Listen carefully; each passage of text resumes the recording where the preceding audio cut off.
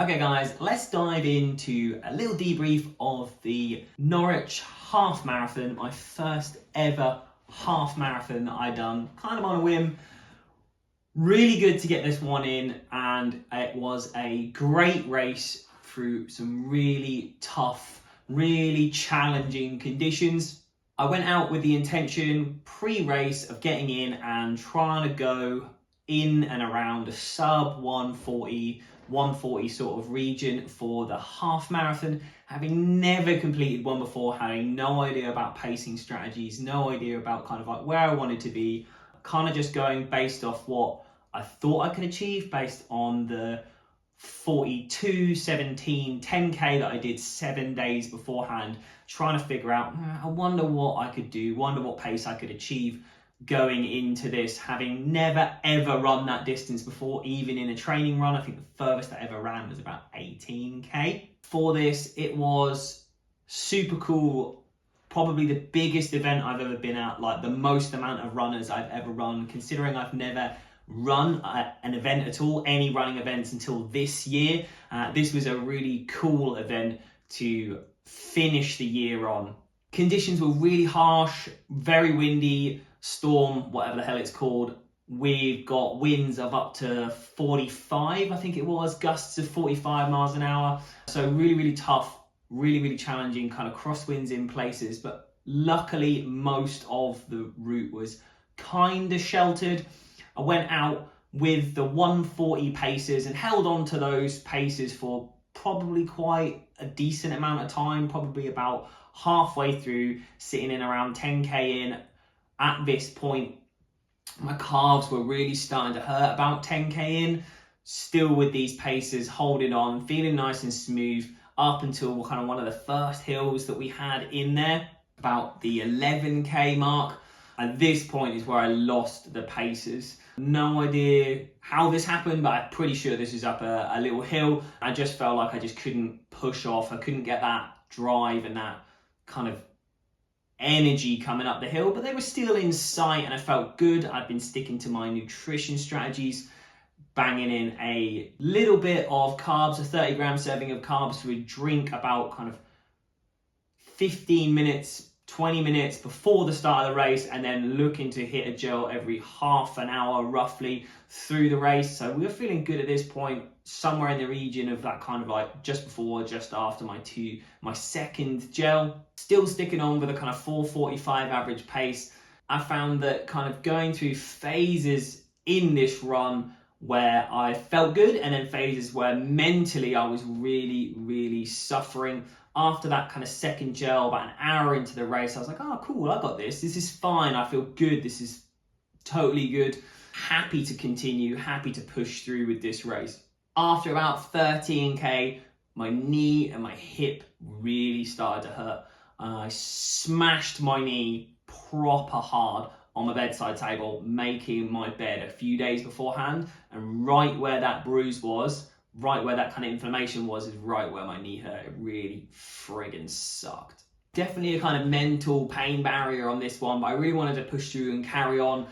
Strategy wise, I was looking to hit a gel just before a hill at about the 18k mark, which was a lot meaner than I really needed it to be, that hill, but I was really intent on driving up this hill hard.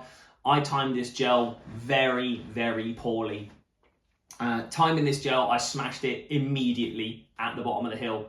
Wrong choice. I felt sick all the way up the hill, really driving up. My pace dropped from about a 4:45 to about a 5:10, but I was absolutely adamant I was going to push up this hill. I had no idea where I was going to finish at this point, but I just wanted to finish as quickly as possible, thinking, I'm at 18k now. I'm not that far from the end, and I really wanted to push through. After that gel repeating on me all the way up that hill, coming into the showground to finish off the race, felt like I'm there. We're bang on the finish.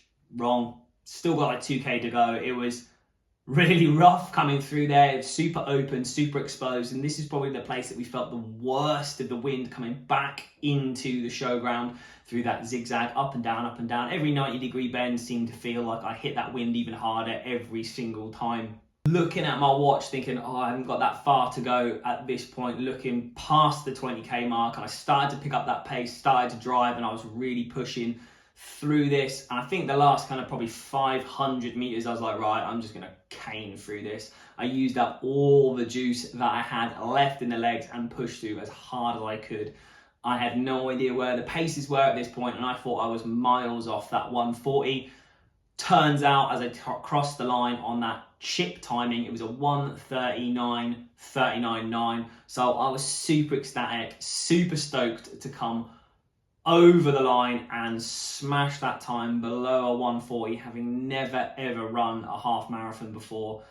My body was in bits. I hurt so much. The last 24 hours, my calves and hamstrings have just been screaming at me post-race, and I've tried to eat pretty much as much food as I possibly can, slamming in so pasta and ice cream, and not really worrying about any of the food that I've been eating. So I appreciate I haven't really talked about pre and post strategies for fuel on this, but I'm not in a period of time right now where I am focusing solely on my food and tracking any of my food. I'm just trying to eat comfortably and see how I feel, and I'll probably dive into a little bit more of our tracking of food later down the line. Overall though, it was a class race. I was absolutely buzzing to see lots of friends there and run it with my friend Toby as well, also smashing a huge, I think he said 3-4 minute personal best for him as well. So super stoked to get both of us in, smashing some great times and just having an absolute blast in some really rough conditions.